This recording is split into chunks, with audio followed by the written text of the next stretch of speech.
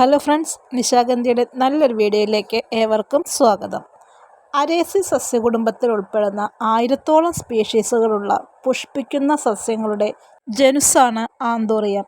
മിക്കപ്പോഴും നിത്യഹരിതമായി കാണുന്ന ഈ ചെടിക്ക് ഇളം ചൂട്, ഉയർന്ന ആർദ്രത, തണൽ, കൂടെയുള്ള ജലസേചനം എന്നിവയൊക്കെ ആവശ്യമാണ്. മിതമായ കാലാവസ്ഥയിലാണ് ഈ ചെടി നന്നായി വളരുന്നതും നിറയെ പൂക്കൾ തരുന്നതും.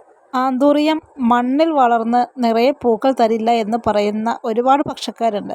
പക്ഷേ ഇത് കണ്ടില്ലേ, ഞാൻ ഇതിനകത്ത് ചകിരിച്ചോറും മണ്ണും മാത്രമാണ് ചേർത്തിട്ടുള്ളത് കേട്ടോ. പിന്നെ ഇടയ്ക്ക് ഇതിനകത്ത് നല്ല ചൂട് വരുന്ന സമയത്തൊക്കെ ചകിരിയുടെ തൊണ്ടെടുത്തിട്ട് ഇങ്ങനെ ഇതിനെ ചുറ്റിനും കവർ ചെയ്ത് വെക്കാറുണ്ട്.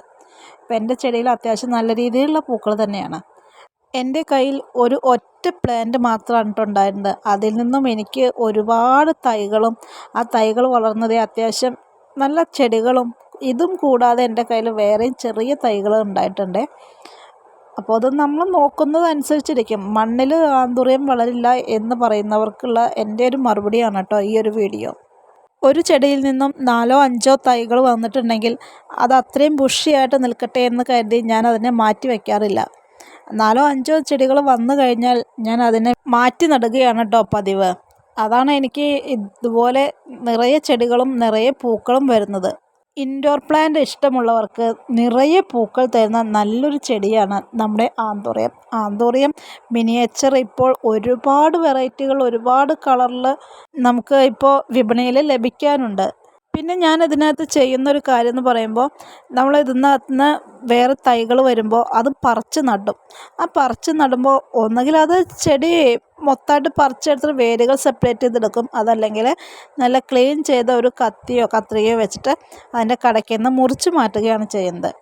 അങ്ങനെ മുറിച്ച് മാറ്റിയ ഭാഗത്ത് ഞാൻ ഫംഗിസൈഡ് ഒഴിച്ചു കൊടുക്കാറുണ്ട് കേട്ടോ. കുറച്ച് വെള്ളത്തിൽ കലക്കിയിട്ട് നമ്മുടെ സാഫ് കലക്കി ഒഴിച്ചു കൊടുക്കാറുണ്ട്. അത് മറ്റൊന്നുമല്ല, അതിനി വേറെ ഇൻഫെക്ഷനൊന്നും വരണ്ട എന്ന് കരുതിയിട്ടാണ് ചെയ്യുന്നത്.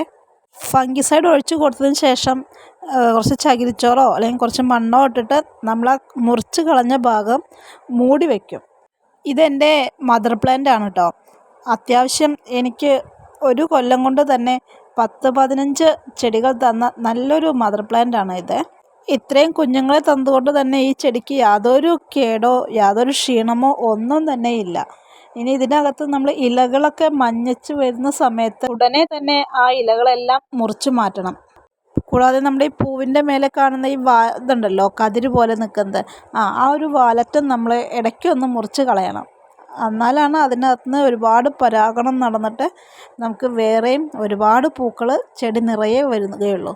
ഒരുപാട് തരത്തിലുള്ള ചെടികൾ ഇന്ന് വിപണിയിൽ നമുക്ക് കിട്ടാനുണ്ട്. അതിൽ കുറേ ചെടികളെന്ന് പറയുമ്പോൾ സീസണൽ ചെടികളാണ്. അത് ആ ഒരു സീസൺ കഴിഞ്ഞാൽ ആ ചെടി നശിച്ചു പോകും. എന്നാൽ ആ ഒരു കൂട്ടത്തിൽ നമുക്ക് ഈ ആന്തൂറിയത്തെ ഉൾപ്പെടുത്താനായിട്ട് പറ്റില്ല കേട്ടോ.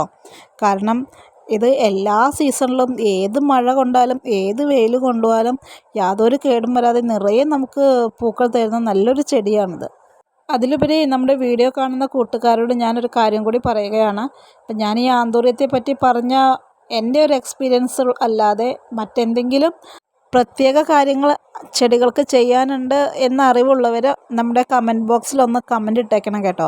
ഇപ്പം എനിക്ക് ആന്തൂറിയത്തിൻ്റെ വളർത്തുന്ന രീതിയിൽ പ്രത്യേകിച്ച് യാതൊരു ബുദ്ധിമുട്ടോ ഒന്നും വന്നിട്ടില്ല. അതുകൊണ്ട് തന്നെ ഞാൻ ഇതിൻ്റെ വേറെ കുറേ വശങ്ങളിലേക്ക് കടന്നിട്ടുമില്ല കേട്ടോ. മിനിയേച്ചർ ആന്തൂറിയത്തിൻ്റെ നല്ല ഹെൽത്തി പ്ലാന്റ്സ് നമുക്ക് ഔട്ട്ലെറ്റിൽ വന്നിട്ടുണ്ട്. ആവശ്യമുള്ളവരൊക്കെ ഒന്ന് കോൺടാക്റ്റ് ചെയ്തോളൂ കേട്ടോ. അപ്പോൾ ഇതാണ് ഇന്നത്തെ നല്ലൊരു വിശേഷം. മറ്റൊരു വീഡിയോയുമായി നമുക്ക് വീണ്ടും കാണാം. Okay, by.